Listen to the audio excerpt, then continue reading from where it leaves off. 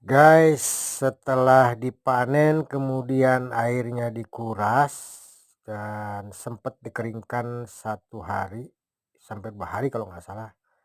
Ketika saya isi lagi airnya ternyata nggak mau ngisi airnya guys, selalu habis. Dan setelah diperiksa ternyata kolamnya pada retak seperti ini, pada pecah. Jadi ini dibongkar dulu, dibobok, baru nanti dicor atau ditembok lagi guys. Begitu cara perbaikan yang benar kata tukang guys.